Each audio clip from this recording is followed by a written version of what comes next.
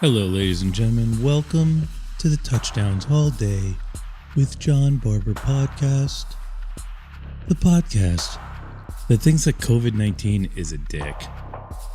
And we're going to talk about it today. I have some thoughts, and I commend everyone for really coming together as a world, buckling down, and keeping this thing to what seems like a manageable level, even though it's still terrible. But this thing could have gone crazy. It really could have done some really bad things. And it has done bad things. I know people have had it, and it seems awful. It just seems like what they've gone through is worse than what I would ever want to go through. So I hope nobody else in the world gets it ever. I don't want to take away from the rest of this podcast, though, which is the Allen Aucoin Part 2 super interview. Allen was very candid, very descriptive, gets into all sorts of amazing things that I didn't even know, and I don't think you knew either. So stay tuned. If you haven't listened to the first part of the Allen Aucoin interview, pause this and go to your podcast player and switch to episode 29 of the Touchdowns All Day podcast and listen to the first half. It's riveting. It's the Handmaid's Tale of podcast interviews, frankly. You're going to love it. And then come back and pick this up, because this episode 30, volume 2 of the Allen interview is just as riveting and just as Handmaids. All right, so let's get in with the show here. Just want to let you guys know we have Touchdowns All Day merch on our website, touchdownsallday.com. Click the shop link and buy a bathrobe. If we sell all the merch, we're going to make these cool, funky pants next. So go on there, buy some merchandise, and then we're going to use that money and roll it into these cool pants. That is the kind of stuff that I wear on stage. And yes, I wear the bathrobe on stage too, and you can go buy that bathrobe right now, and it's wonderful. I highly recommend it. It absorbs water quite well. We also have a Touchdowns All Day YouTube page, which we've just opened up. Kronk Mike has been hard at work, and we have the video of the Marc Brownstein interview, complete with the live concert that we're talking about video, cut together. It's just incredible, and you can watch me and Mark talk about the show, and then we cut to the show and you see the actual video. It's the future of live concert broadcasting, brought to you by Touchdowns All Day YouTube page. We are the future, folks. We're making it here.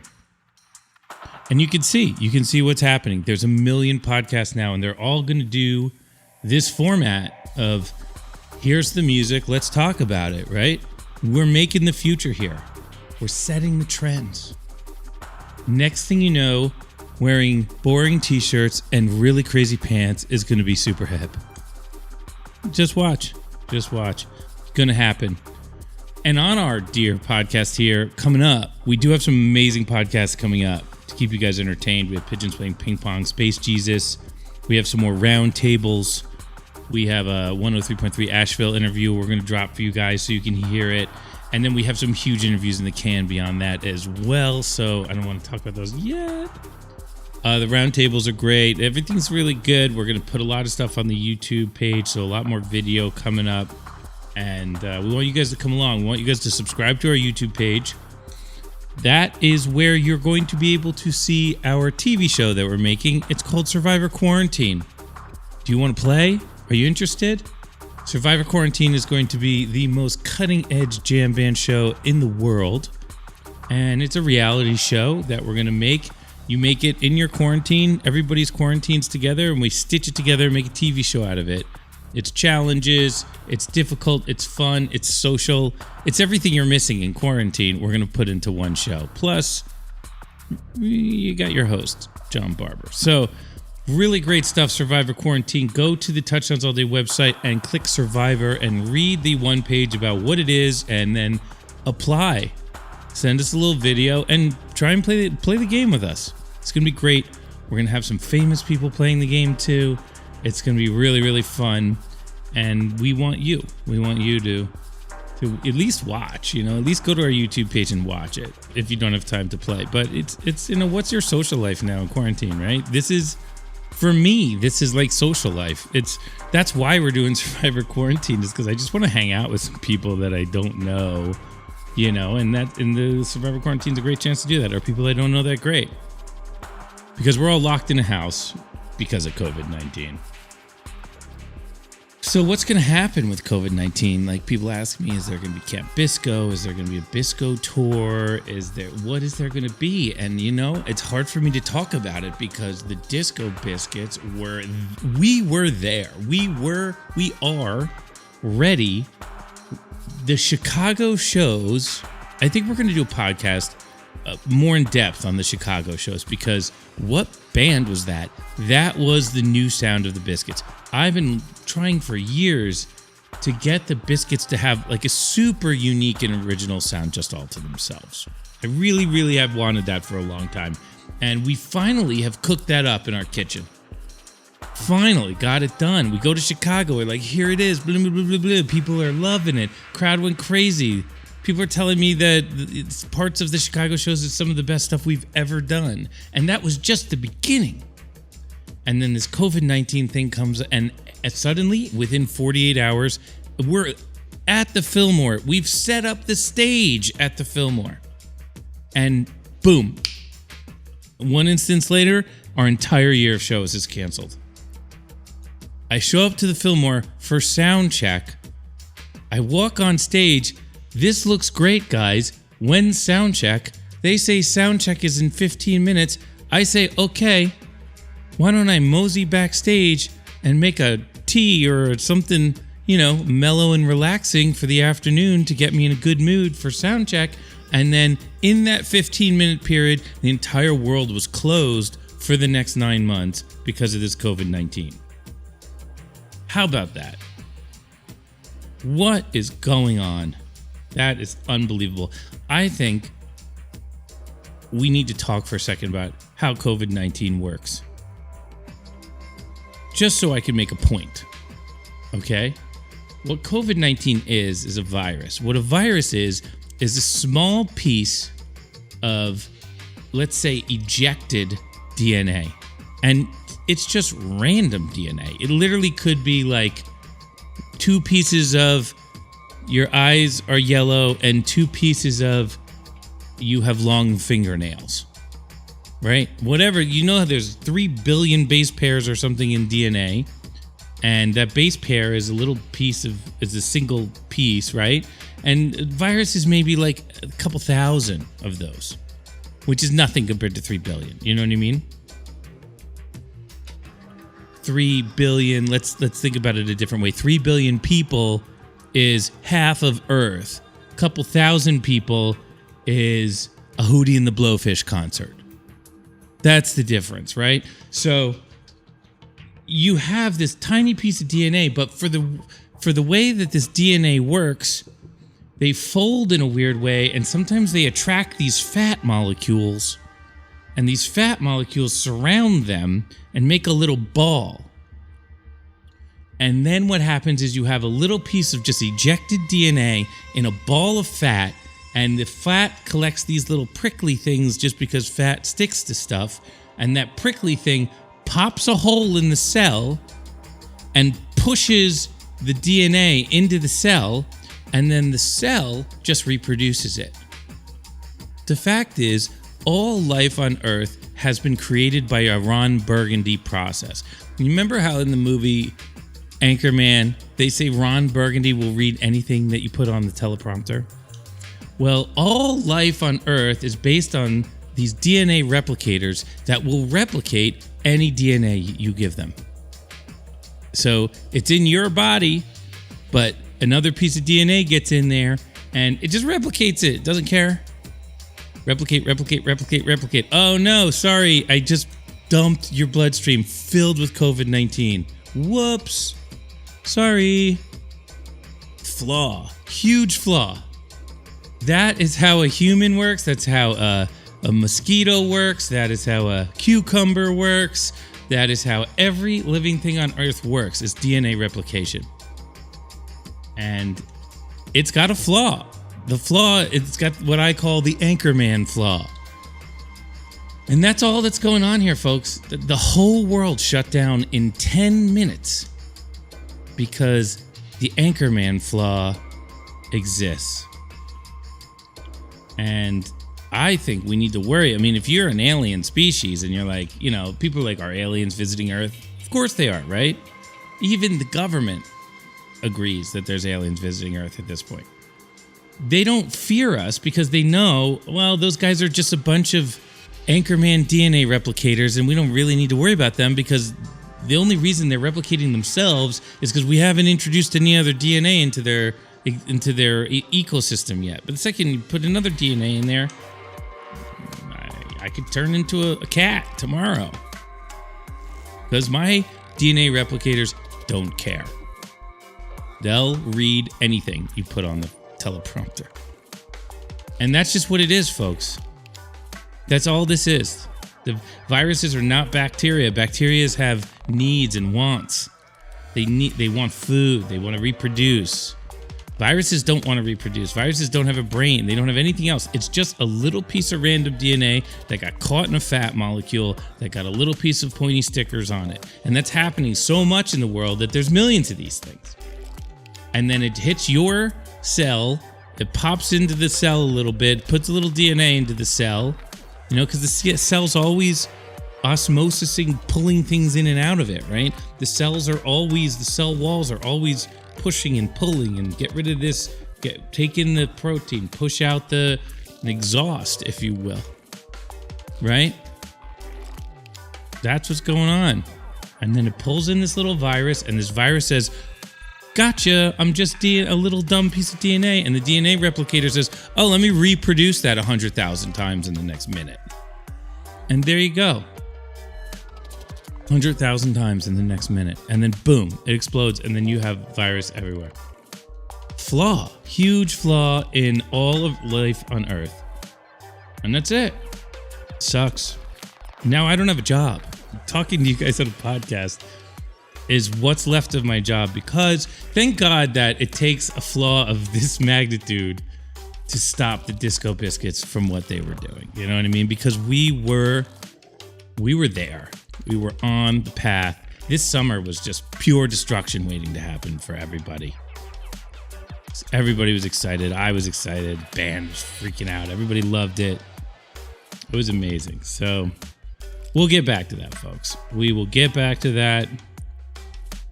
Promise you. So, look, this interview with Alan, I love it. Can't wait to do another interview with Alan. Can't wait to hang out with Alan when we get out of quarantine. He's doing lessons on Live Lesson Masters if y'all want to hang out with Alan before quarantine is over. I don't know if he's sold out or not. I haven't looked, but he really knows how to play drums. If you want to be a drummer, you owe it to have a lesson with him. Guy knows everything. And in this interview, he does talk a lot about the different ways that he drums and what he does to get up and get into it. It's great conversation. So let's get to that. But first, I want to thank our sponsor. Our sponsor is Harry's Razors, harrys.com/touchdowns. It's just a better blade. That's it. It's just better. It's the same price. They're about $2 a blade no matter where you go. This one's just better. So listeners of my show can redeem their Harry's trial set at harrys.com/touchdowns. You'll get a weighted ergonomic handle for a firm grip, 5-blade razor with a lubricating strip and a trimmer blade, rich lathering shave gel with aloe to keep your skin hydrated, and a travel blade cover to keep your razor dry and easy to grab on the go. For tour, go to harrys.com/touchdowns and start shaving better today. That's harrys.com/touchdowns. And then they support the podcast. So support them, they support us, and here we go bringing podcasts, because this is my job now, I guess. I don't know how to have a band in a quarantine, but we're working on that. We're talking about that. We're making stuff. We're going to get to that. Let's get to this Alan interview. Let's hit the theme song. We're mass communicating. We're mass communicating. We're mass communicating.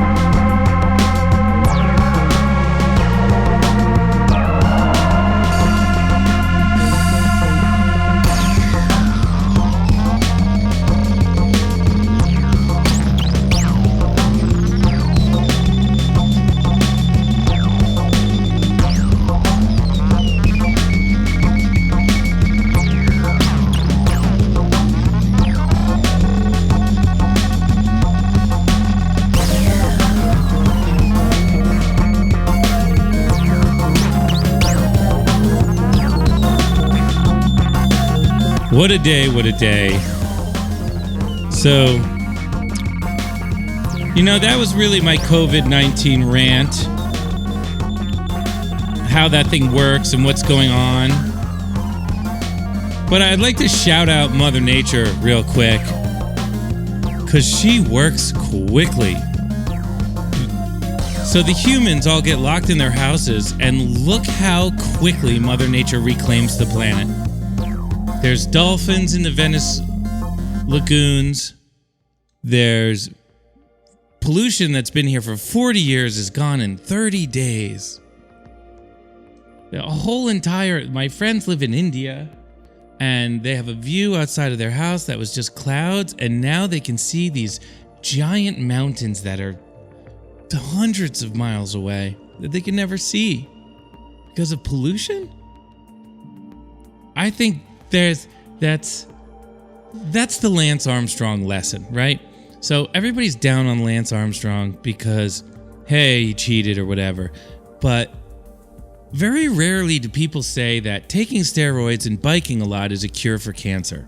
Because you can't say that. But for Lance, it was. It's amazing, right?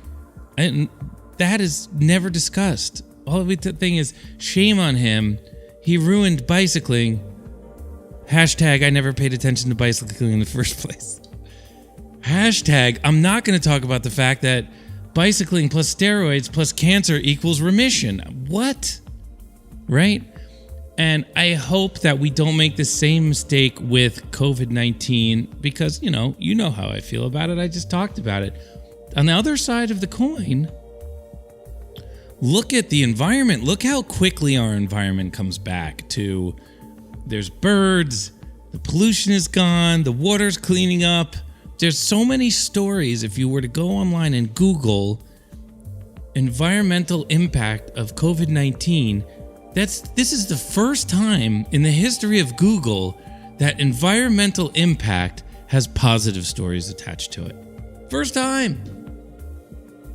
I gotta ask Google to confirm that. Hey Google.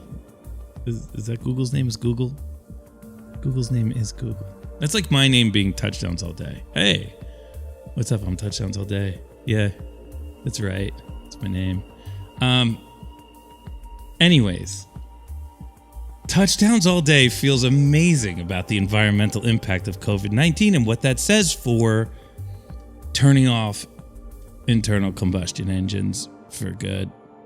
Right? That's what happened, isn't it? As we stopped setting fire to small amounts of gasoline and shooting the smoke into the air. Can someone come on Touchdowns All Day wants someone to come on Touchdowns All Day and explain in a way that sounds like Touchdowns All Day what the environmental impact was of COVID-19 and what we can do going forward to get that environmental impact without being quarantined.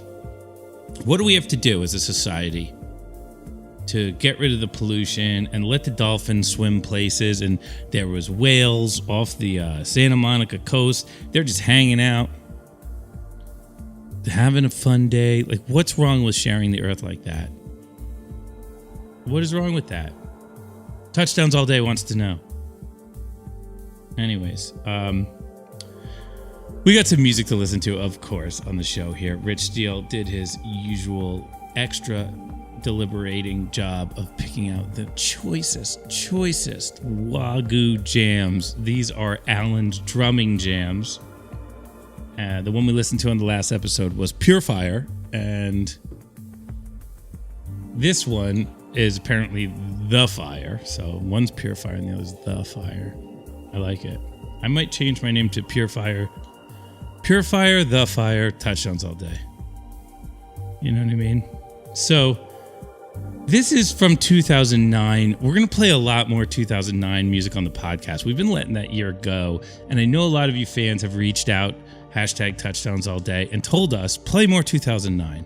We've gotten emails about it at podcast@touchdownsallday.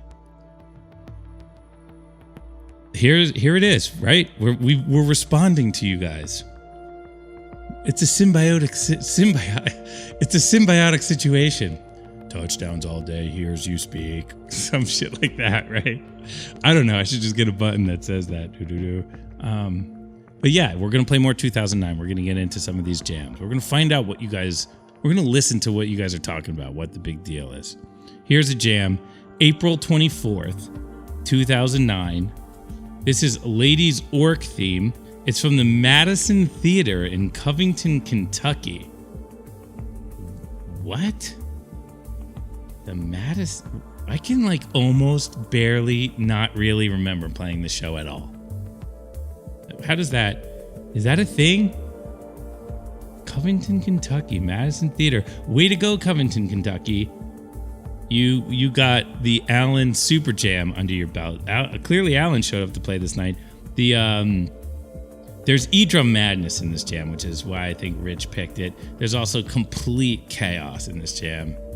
And Rich gave it the good stuff smiley face emoji. So when Rich goes to smiley face and no emoji, you know that something is good about it. Let's hear it. Starts off hot.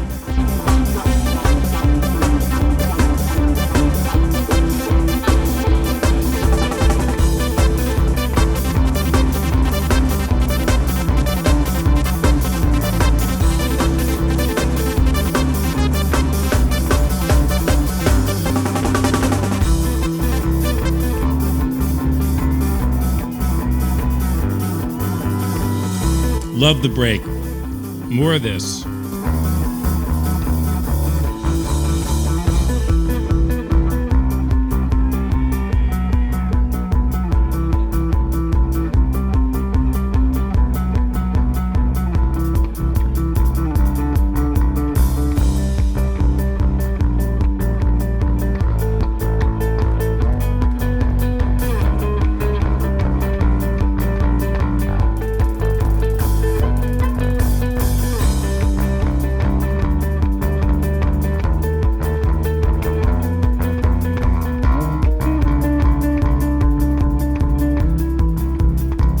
Okay, real quick, for those of you who are like, what are these guys doing? What we're doing is not playing descending chords, even though we're in descending chords. But we're trying to not play them because they're very sticky. Once you get into descending chords, it's kind of hard to come out of them because you all have to come out at the same time. You all have to really be on the same page. So you can hear us in the descending chords. We know it's cool what we're doing. We know we want to jam on it, but literally nobody plays the same thing twice because everybody in the band knows that if we stick in this, we're stuck. And nobody wants to be stuck. Look, we're going somewhere else entirely.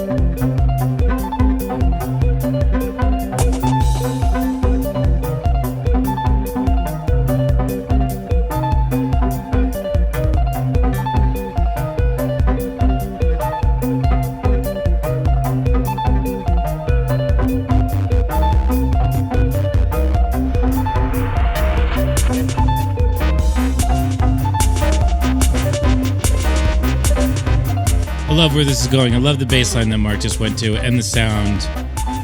This is pure fire. This is the fire.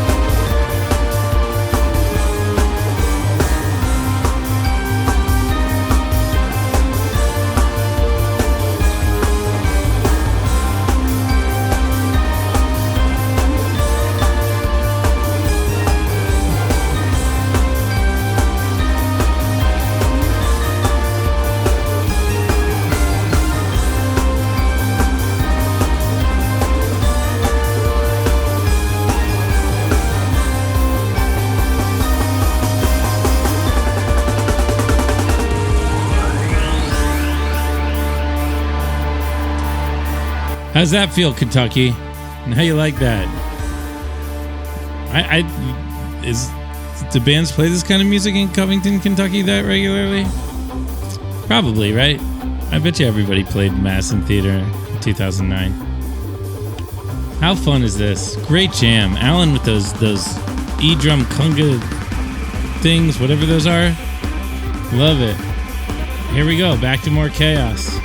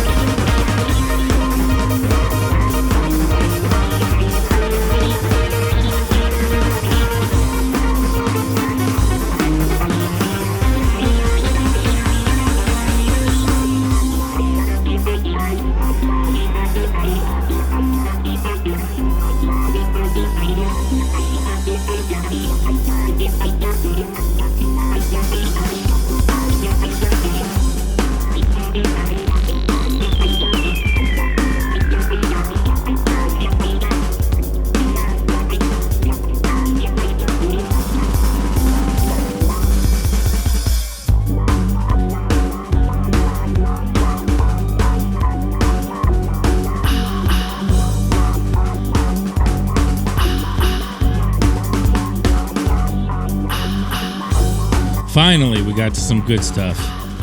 Here we go. This is what I'm in the mood for right now. Let's see where this goes.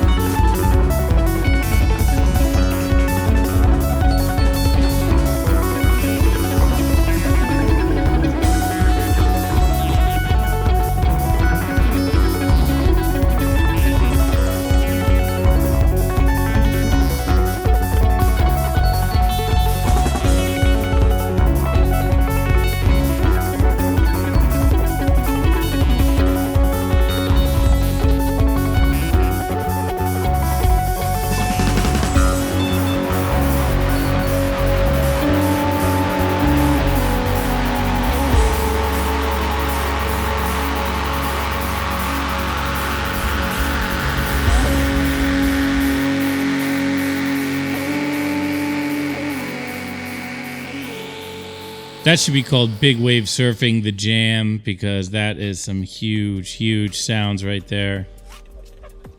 The Fire. Huge jam. Definitely a couple of amazing moments in there that make me want to just go back and snip them out and make songs with them. Because damn, that was fire. So, thanks, Alan, for playing such hot beats. Thanks, Alan, for giving us such a great interview. Ladies and gentlemen, let me introduce Dr. Famous, Mr. Alan Aucoin, Volume 2 of the Candid Interview. Here we go. Oh, man. For me, it's a pretty easy question to answer. Giving away my kryptonite. Stone Waltz, dude, is the hardest shit I have ever learned and ever played. And I don't know why. It's just something about it. I love it. I think Stone and Waltz are both, but Stone is one of my favorites, but it's hard for me to play. I don't know if it's because it's the odd phrasing or what's going on, but dude, that's like, oh shit, here we go. Buckle up the seatbelt and hold on to the seat of your pants, for me when we play that one. Everything in that song is odd. I couldn't even explain it to you if I tried. You know what I mean? That's part of what's hard about it. And then Devil's Waltz is almost the complete opposite, It's like classical waltz. It's got this structure to it. They both have structure, but, I don't know. Those two songs get me going all the time. They're hard for me to play, too. I find them difficult. I think the hardest song for me to play is Sound 1. Ah, yeah. That one's all right for me. Yeah, it's because I'm not really playing a guitar part. I'm playing a computer. Sammy did it all on a computer, so it's like, he doesn't care how fast it goes. The computer doesn't care. It's a lot of notes, man. Yeah, it's a lot of notes. So we have one fan asked us. They asked, what is your approach to dynamics? And what's your opinion about layering in E-drum as the dynamics push to peaks? Kind of a specific question, right? Yeah. Go fans. So what's the approach to dynamics? Yeah, like you just talk on dynamics for a little bit. It's a lot with listening, If you're playing very quietly and sparsely, I can't be blasting on top of you, so I have to pay attention to what the fellow bandmates are doing, and then you can use them to just shape and change the music. As you've called, sometimes when we're just blasting and we're shredding, and then you've called us to just cut down to nothing, it makes it, the dynamics make a dramatic effect in that sense. Do you think there's a place in the dynamics, like when we're very quiet and we're very loud? Do you feel like there's a place for the E-drums in? I think that's what they're asking. Like, is there a place in the dynamics where the E-drums are kind of like very money when you layer them in? Yeah. Well, if we're in this real nasty groove and I bring in like a clap or a different snare drum on the right 2 or 4, it just makes that groove fatten up, so much more. And that's just one note, As far as the dynamics with the E-drums, I mean, it just kind of all depends on where the jam is, I guess. So there isn't a set way to do it? No, definitely not. Because our music is changing, and sometimes we're building to a peak, or sometimes we're building to a whole new song completely. So it's just kind of like, if I'm going to E-drums, I try to mix the E-drums in with what I'm already playing acoustically. That way, when I go to E-drums, it's not such a dramatic switch. And the same thing coming off of the E-drums. Whenever we're kind of going towards some other groove or song, I try to get off the E-drums and mix in the acoustic kit. That way, when I come back to the acoustic kit, it doesn't sound kind of like we lost the bottom end because the E-drums dropped out. So. Oh yeah, that's got to be a constant thing, going back and forth between the two. Mm-hmm.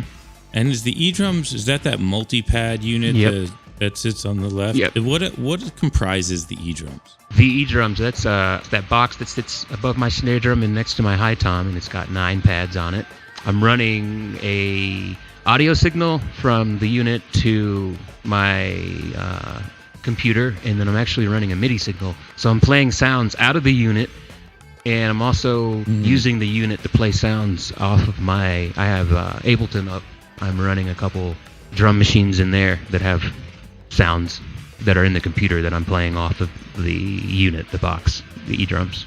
Is that so if the computer crashes, your E-drums still work? Well, no, it's too... Well, for example, the E-kick is actually coming out of the computer, but I'm using the MIDI signal from the E-drums to play the E-kick out of the computer. And one reason we do that is so we can send Pat a separate channel of just E-kick, and then he separates that from the rest of the E-drums. That way he can make sure, if he needs to add or take out any low end from one, he doesn't affect the other. Or make louder, or, vice versa. Yeah, because the E-kick has to be on its own thing because it goes through a whole different set of processing because it's all low end. It's all subwoofer stuff. He's got to be able to cut all the loud upper noises out of it so he can, isolate the sound of the low and then amplify that as much as possible without other artifacts. Exactly. Do you think, as the drummer of the Disco Biscuits, that you should play the E-kick all night long, or do you think that there's reason to play other kicks than that? Oh, well, that all depends on how I'm feeling. No, I'm just kidding. Or if there's a head in the acoustic, or the head is broke. No, I think, I think you got to save it because there's been great moments where it doesn't happen all the time, but if we're playing all night and I've been on the acoustic kick and then we go into a jam and it's like a real dark and awesome sounding trance jam or something, and I switch to the E-kick, the crowd is let up like this thunderous roar, so that feels awesome. So I feel like you don't want to play it all night because when you go to it in the right moment, it's just everybody's happy about it. So I think if you used it all the time, you'd get tired of it. It wouldn't be as special. That roar is crazy. Right? Yeah, and you're like, what are they cheering? And it's like, oh, it's the E-kick. Okay, wow, all right. Gotta play. That makes me want to play it more, but it also makes it happy that when I play it, it's like appreciated. Yeah, for sure. And it's all that separate processing that creates that. It's kind of like when your different guitars get different cheers. Yes, yes. That's weird too. I still don't understand that, but I like it. It's fun. So the little speaker, that's the little drum that's in front of the kick drum. People want to know what that little drum is. Is that little drum designed to give you an E drum out of the acoustic kick drum, or what is that thing? It's actually a sub kick, so it's not a drum. It just looks like a drum, and it is a large diaphragm. It's basically like an inverted speaker that just pulls all the low end out of the kick there. They made it look like a drum. Yamaha thing. So it's just a microphone. Yep, big microphone. Wow. So does it help the sound of the microphone that it's shaped like a little drum like that? That's a good question. I don't know the answer to that one, but I don't know if it was like an aesthetic thing and they're like, oh, we're going to make this look like a little drum, or if that was actually the deal. What do you think? I don't see why not. I mean, it could be sized to basically just amplify a really low frequency off the, the outer, and then the mics inside of that. That's kind of how a guitar works. You have this little small cavity of air, and then you have a little sound hole. The sound comes out of that. Maybe it creates a little cavity of air that allows the microphone to pick up really sub-bass frequencies as well. Would you play without it? Would you really feel like it's that important to the setup? That's actually a Pat thing.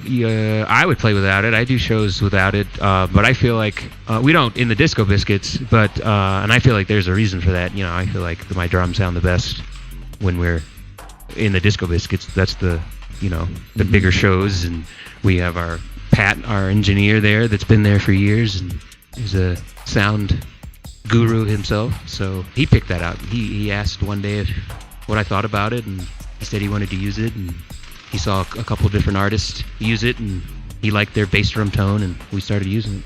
Yeah, very cool. So that's the kick drum. Obviously, special microphones, special feeds. It seems like you're setting up the equipment to process the sound as much as it can. On the other hand, you have a set of snare drums that all seem to just be mic'd separately. They're all pretty much, they're all kind of right there. And you mentioned earlier in the interview, you were talking about when you were playing music in high school, and you said it was kind of a big deal when they promoted you to the snare.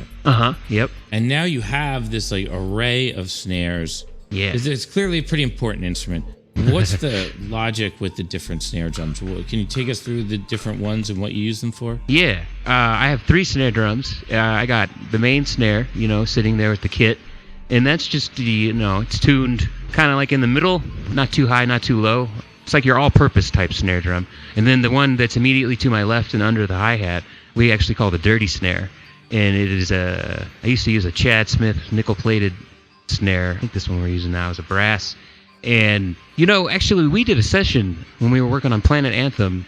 There was this producer that came to the studio in Philly, and he was, I don't remember who he came with, but he took my drum and he was tuning it, and he was just like messing it up. He was just like untuning this lug and cranking that lug. There was no everything I knew about tuning, it was completely wrong. And I was like, you know that this lug is just completely loose. And he was like, yeah, man, it's going to sound like a French house snare drum. Just chill out. And I was like, okay, all right. And then I played it, and it was awesome. I was like, holy crap, I never thought you could do that. I thought you had to make them all the same pitch and tune them up together, and we tune it like that guy basically now. So that guy, I learned it from that dude. I don't remember his name.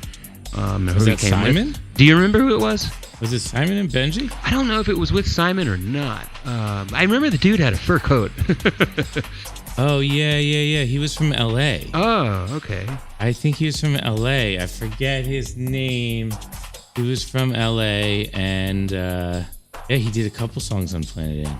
I tuned that drum because of him. And side note on a little tangent from the snare drums, I actually tuned my bass drum because of Simon. We had a talk that when we were doing those sessions with Simon about where he liked the bass drum. So ever since then, I've pretty much kept it there, But he likes to detune the batter head, the head that the kick pedal is hitting. You're hitting with your foot. And he likes to detune that as low as possible, and then get your tone from the front head. So it was a little different than what I was doing before I met Oscar. But anyway, getting back to the snares, we tuned the dirty snare low, and I like it. To me, it kind of sounds, the way we tune it, it sounds more like a dirty drum and bass snare, something that Goldie would use or something like that. And then actually, I also like that for if we're in some loosey-goosey funk, I like to play that snare drum. But the snare drum that's on top of that is a 12-inch, and it's like a 12-inch popcorn, and I use that for my firecracker or drum and bass sounds. So, and that one's cranked as hard as we can get it without breaking it, basically. It's gonna explode one day on stage. Yeah, it might. So you have this wild setup on stage. What's your setup at home? My setup at home right now, it varies. On stage, it's a wild setup, but for a while at home, it was just like a 4-piece kit with, one crash, a ride, and a hat. So from as many cymbals and drums and snares as I could fit on a riser to very basic minimum kit. But right now, actually, I have kind of a hybrid kit set up. I have an Alesis 6-piece E-drum kit that I play, and that has a ride and 2 crashes. On top of that, I set up a auxiliary snare drum, so it's in the dirty snare position, but it's actually tuned as a regular snare drum. And then I have my hi-hat and my ride, so it's kind of like an electronic kit with some acoustic embellishments, rather than an acoustic kit with electronic embellishments. And that makes it where I can practice and play, because I have a daughter and she's 2.5. So I can play any time, and I won't be blasting my wife and daughter out of the house, basically. For sure, that's really great. You and I were talking the other day, and you say you have a camera in there. Yep. And you can do a video conference with another person while you're playing the drum. Yep. I actually have 2 cameras going. We did some drum lessons on Friday, and I have a camera on my feet, so you can see the kick pedal and hi-hat pedal, and then I have a camera coming on coming on top, so you can see the top stuff. You're using this to teach people how to play the drums. Yep. Wow. So when I teach people how to play the guitar, my number one thing that I'm trying to tell them is, if you're singing what you're playing, you're probably good. So that's the one thing you have to remember to do. As a drummer, when you're teaching your students, what is the one thing you try and tell them to really understand? Well, kind of depends on where they're at. Time when you're starting out, or if you haven't played to a click, for years, it's easy to rush and drag. So, and especially when you're doing fills, you tend to like rush when you're playing that drum fill. So I would say you'd have to breathe. And when you say sing your guitar part, that makes me think they need to be able to sing their drum part, but they also have to have like enough independence to play the drum part. So it all depends on what level the student is at. If they're at a beginning level, then I'm trying to make sure they know where the time is, and I'm trying to make sure they understand the drum beat. But if they're at a level where they got like, the rudiments in check, and they have a couple of different grooves in their hands and everything, then we're trying to like play to melodies and more song structure. So is that when to put fills in while you're playing the beat? Yeah, phrasing and supporting the melody, basically. And just being conscious of your tempo, making sure you're not rushing and dragging. What level is like feet independent as a drummer? That's what I'm trying to get to. What level is it? The way I was trained, it was like, snare drum was like level 1. You had to get through the snare drum. And then you get your rudiments and everything. You can't play awesome guitar solos until you know your scales type deal. So you got to get your rudiments, and then you get your drum kit. And I think that's like level 2. So I think level 3, because at first you got some beats, but then you start trying to do something weird with your right foot, and all of a sudden your right hand wants to do the same thing that your right foot's doing. So to get past that, I think that's level 3. Okay, so I'm level 2.9. You're close, right? Yeah, I'm getting close, but I just want my feet to do stuff that's rhythmic without me having to think about what they're doing. And that frees up my hands to do stuff and not worry about my foot being attached to it. Yeah. That's a hard one. Right foot, right hand.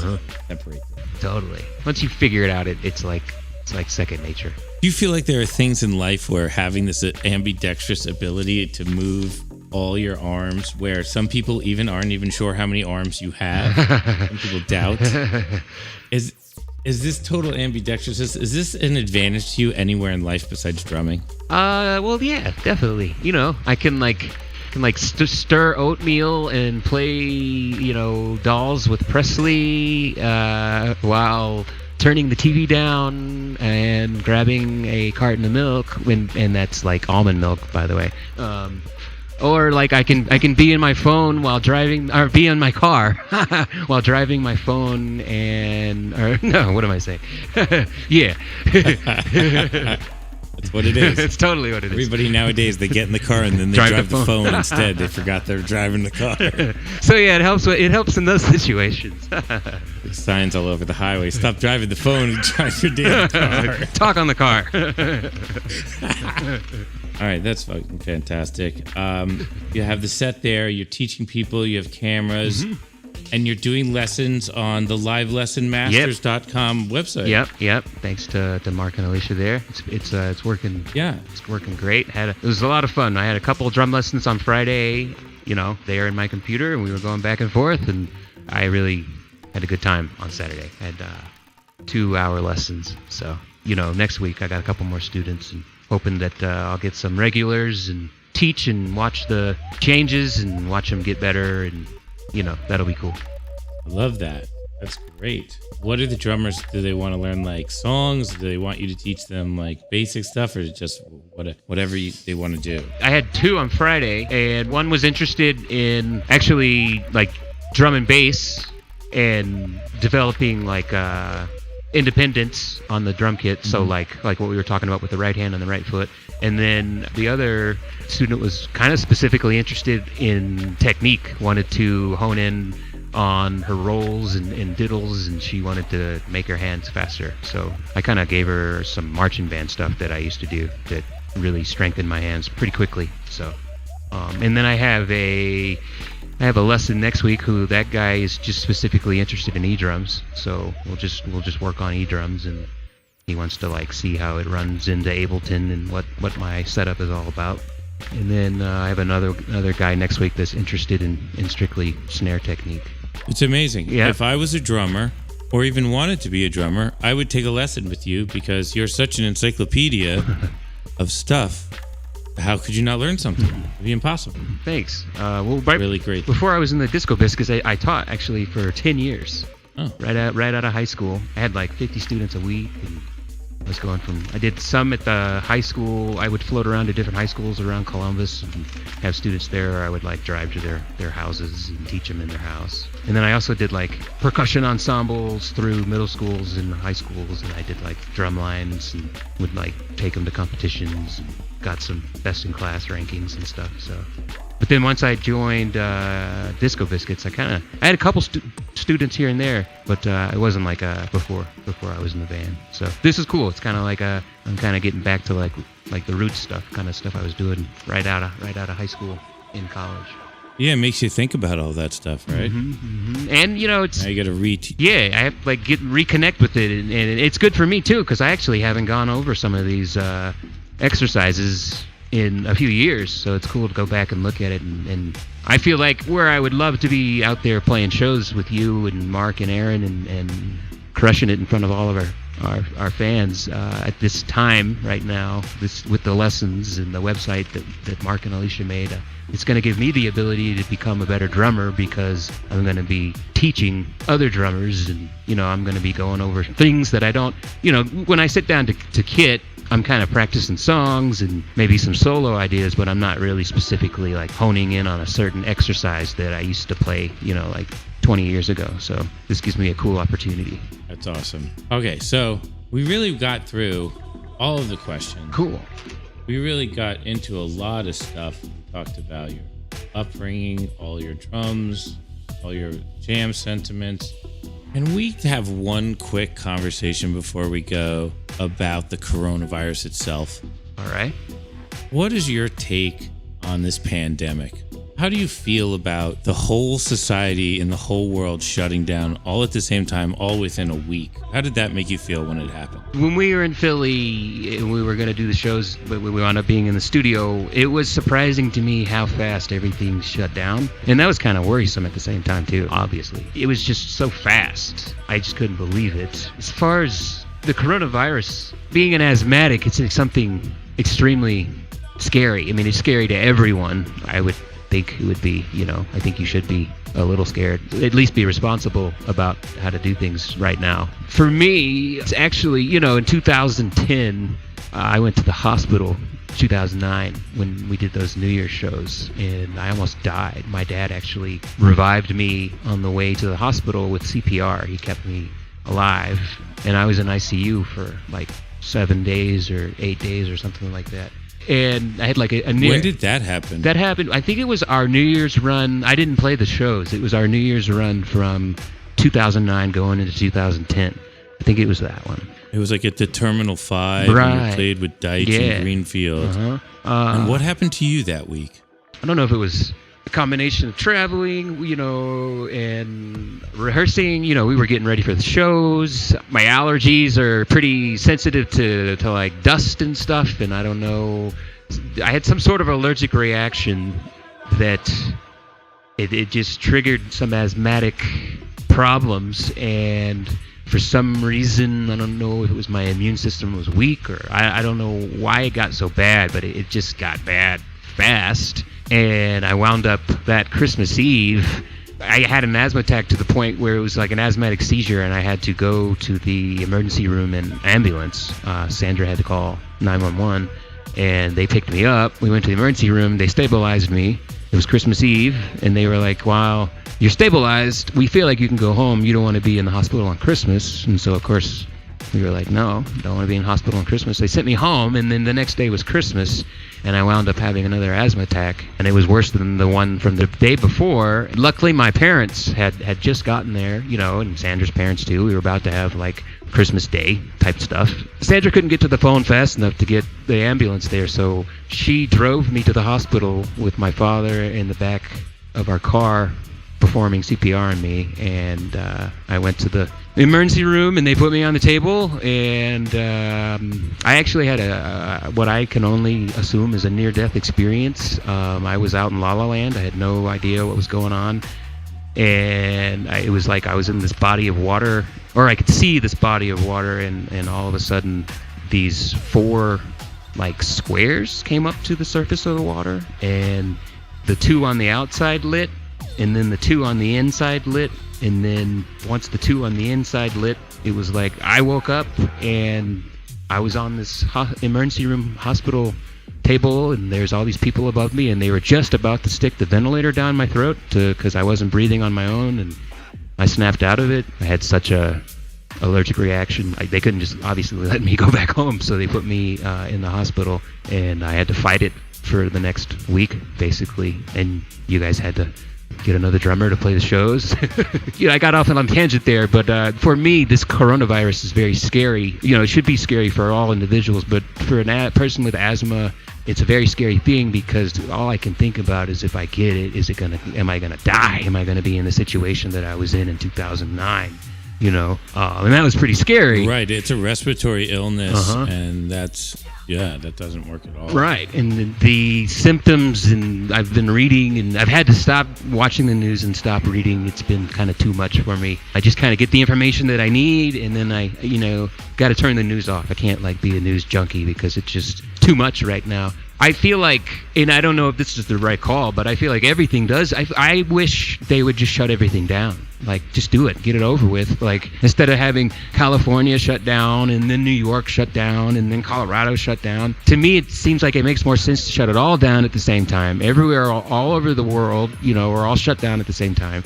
We all wait for the symptoms or the virus to run its course and not infect as many people as it could, and then we all start back to our regular lives. I feel like we're making a mistake by not shutting it, because I feel like once Cali opens back up, then there's going to be people traveling, and it's going to be like a cycle, and then it's like a matter of, we're going to have to wait until they invent a vaccine and everybody's vaccinated.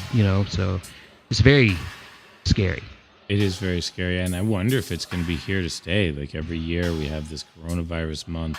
Right. I wonder how can you get rid of it completely? It's like you're going to have, it's like, obviously it has to become like you get your flu vaccine every year or you don't, and then you get your coronavirus vaccine every year or you don't. It's weird, because I thought a vaccine was just a little bit of the illness. That's what I thought too, yeah. So what's it so hard to make a coronavirus vaccine? I don't know. Yeah, I mean, look, we're not going to make one with a guitar and a drum kit. That's for sure. Right. No matter how we try, we should get together and turn the microphones on and try and make a vaccine with a guitar and a drum kit. Some people would say we could make one. Yeah, I know. Seriously, people. I mean, nobody's getting coronavirus at that party. That's for sure.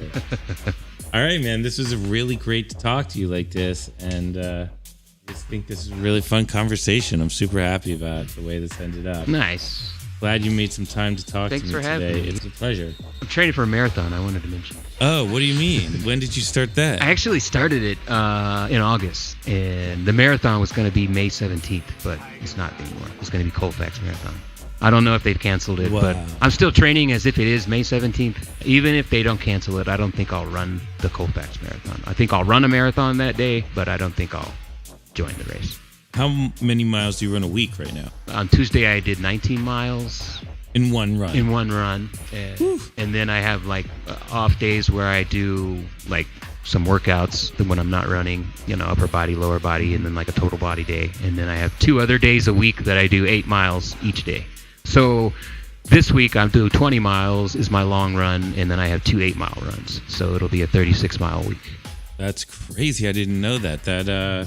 I always thought the marathon was just those runs are so long. 19 miles was that solid 2 hours for you? 3 hours? 3 hours. Yep, it was 3 hours. I'm actually, when we go play shows, I'm faster when I'm on the East Coast, because the altitude is so much different. Out here in Colorado, I'm doing 9-minute miles, but out on the East Coast, I'm doing 6-minute, 52-second miles. That's funny, because when we played Worcester 2 years ago, I was training for a half marathon. And we played Worcester, and we stayed at a hotel, and I found this 2-mile paved loop around a park. Yeah. I ran that, and I had a really great mix of this like kind of Africanized house music, and it was like a lot of ding ding ding ding while the kind of a full trance was going on, and I crushed all my. I ran 8 miles that day, and I just crushed all my records. I felt like I had like a breakthrough as a runner. And you're saying that's the East Coast. That's running on the East Coast. Yeah, it's easier on the lungs out on the East Coast for me. So actually, I was listening to like audibles, like books while I was running. The breakthrough actually, which is kind of ridiculous because I play drums and stuff and I play in the Disco Biscuits, but the breakthrough was putting music on and running to music, and I found I was much faster to running to music than I was listening to a book. Yeah, it's true. And actually, it's true. you running the half marathon, and Mark ran the half marathon too. I kind of wanted to always do a marathon, but I never really pushed myself to do it. And then you guys doing the half marathons just kind of gave me the like, hey, they're doing it, They're like, let's do it, let's go for it. So let's try it. So you guys, thanks to you guys, I'm like going for it. Yeah, and I'd like to thank Adrian, who's one of our track group coaches, because the only reason I did a half marathon is because he called me up and was like, I'm going to run a half marathon. You want to run it with me? And I just couldn't think of a reason why no wasn't the right answer. I was like, I don't really want to run a half marathon, but I feel bad saying no.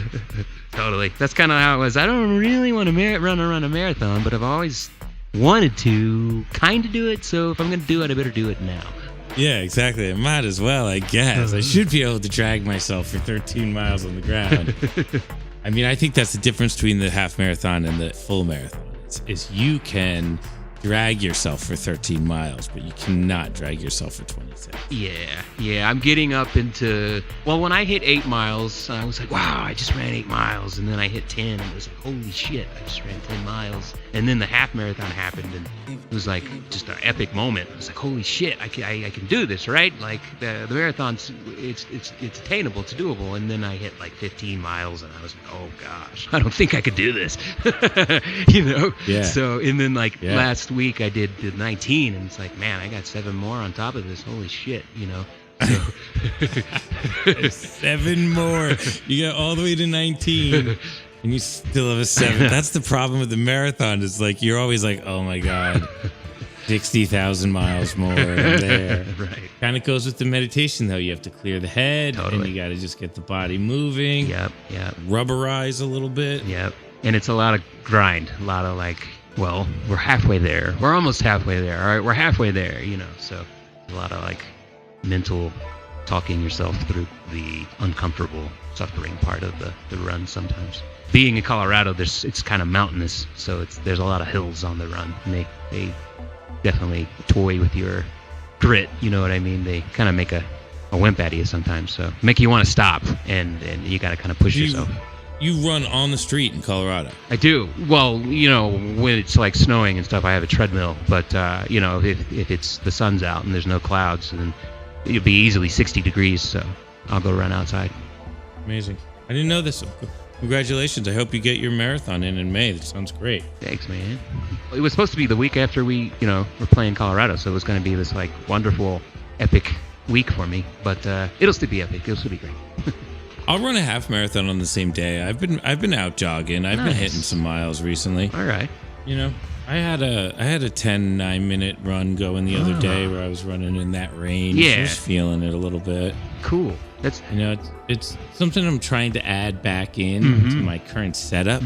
But they had this great running track across the street at the school, and because of COVID-19, I can't run on the track at the school. They had a track here I was using. There was an indoor track I was using here, because doing 13, 14, 15 miles on a treadmill can obviously get very, very boring. So, not that doing it at an indoor track is that much more exciting, but there's people, and there's basketball and volleyball and stuff going on, so it's kind of takes your mind off it. But yeah, they closed that down too. So yeah, it's crazy. You can't go to, there's all these open air places that are just I guess if you have places where people are going to congregate, you got to get everyone out of them or make it so they can't possibly congregate. Yeah, I guess but so. Still, I don't think if you have a place where people congregate, it's your job to prevent people from congregating. I think people have to prevent themselves from congregating. So. Yep. If they're going to get out and they're going to get themselves the virus, then then they're going to have the flu for 3 weeks and it's going to suck, and hopefully nothing worse than that. Right. There is some element to, like, we kind of need herd immunity. Like, people do have to get out there and track this thing and get immune to it. Just not the asthmatics. Just kidding. Yeah, not the asthmatics. Totally fine. Totally fine. Who's good at respiratory illnesses? Who fights them off great? There's definitely a bunch of people who are like, yo, that shit doesn't fuck with me, you know? I sneezed. It was done. It's over. Yeah, let's make them like gather and drink beers in every bar in America and herd out all the bars, get all the immunity, and then we'll go in later. I'm gonna let you go here. I definitely have a great episode, and thanks, man. Yeah, this thank is really you. Fantastic. Cool, man. It was a good conversation. Good talking to you.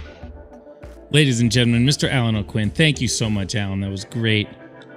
It was a real pleasure to chat, and the podcast community appreciates your drumming a lot. I think the fan base loves your drumming. Keep it up, buddy. That's it for today, folks. We just made 30. We did a really good job. We're gonna go to 31 and 32 immediately, so expect those right away. Let me just do some credits here. Touchdowns All Day is an Osiris Media production. Check it out at touchdownsallday.com. Use hashtag touchdownsallday on social networks, and it's available everywhere you podcast. Produced by Rich Steele and Kronk Mike. Executive producer Vic Sobti. The design team is Matt Muntz and Will Sozansky. Website Christian Cortez. Photographers Dave Van, Andrew Blackstein, Sam Silkworth, and Sean Gillis. The street team Nicole St. Jones, Jesse Boya, Anna Lauren, Mike Walsh, Christopher Tyrell, Kendra Leesburg, and Richard Darrow. Special thanks, of course, to the Disco Biscuits. I'm your host, John Barber. Have a great and shiny day. We're mass communicating. We're mass communicating.